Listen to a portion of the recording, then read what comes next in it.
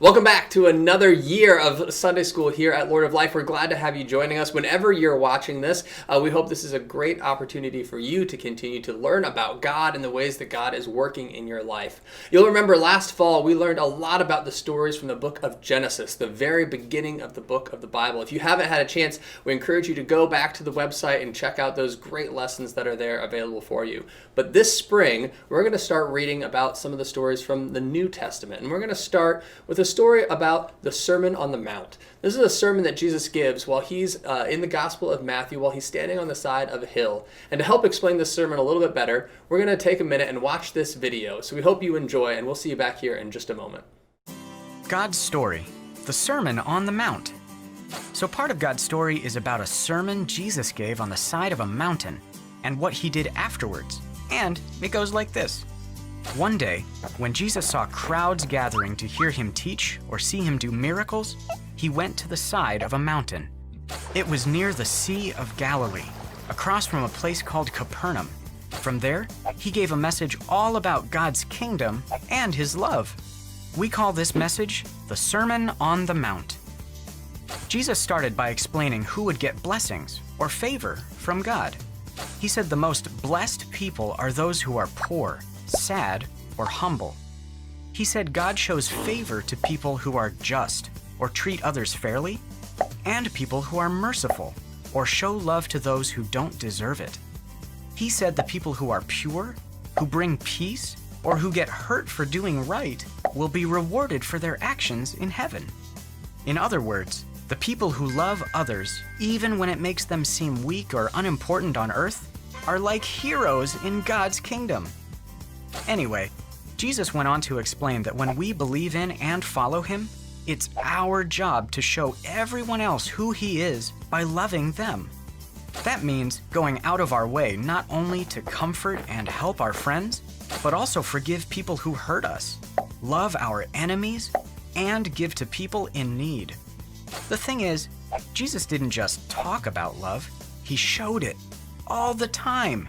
In fact, right after giving this sermon, Jesus spent the rest of the day helping everyone he met. First, as Jesus came down from the mountain, a man with a skin disease called leprosy knelt before him. "Lord," the man said, "if you are willing, you can heal me and make me clean." Usually, no one wanted to be around people with leprosy, but Jesus touched him and said, "I am willing, be healed." Instantly, the leprosy disappeared. Then, when Jesus arrived in Capernaum a bit later, a soldier said to him, "Lord, my servant is in terrible pain." Right away, Jesus said, "I will come and heal him." The officer said, "Just say the word from where you are, and my servant will be healed." Jesus told him, "Because you believed, it has happened." The officer's servant was healed. A little later, Jesus arrived at his disciple Peter's house.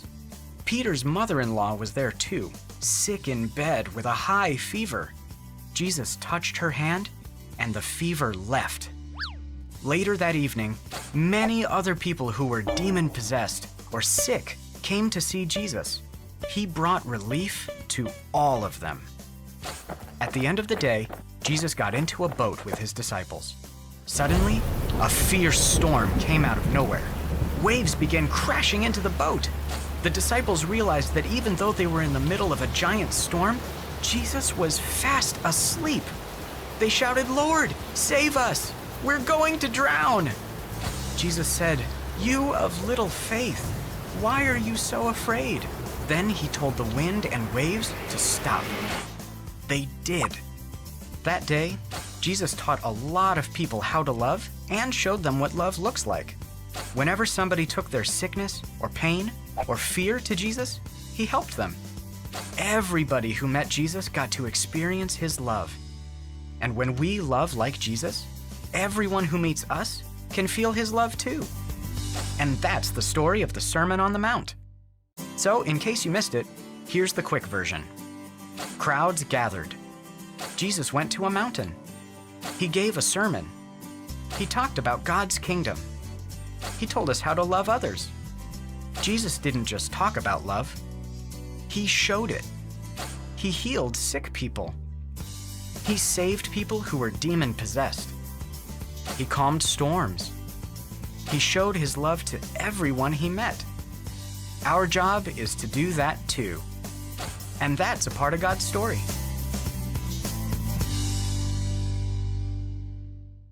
All right, so we're back, and you heard that great video from Crossroads Kids Club all about how Jesus taught his disciples, taught his followers the most important things about following Jesus and about living as part of God's kingdom. One of the things we didn't hear about in the video is the way the sermon ends. The sermon ends with Jesus telling his disciples, his followers, a parable about someone who builds a house on sand and someone else who builds their house on rock. It might not be surprising to you that if you build a house on sand, it can be really easy for that house to fall over if a storm or wind or rain come through. But if you build your house on rock, that house is going to be nice and stable, even when the winds of life are very, very strong. So over the next couple Sunday school lessons, we're going to have the chance to explore that story a little bit more and look at how the foundation, the rock that we're building our life on, are these words of Jesus that were laid out in the Sermon on the Mount. Thanks so much for joining us for Sunday School today. We hope you have a great week. And until next time, God loves each of you, and I do too.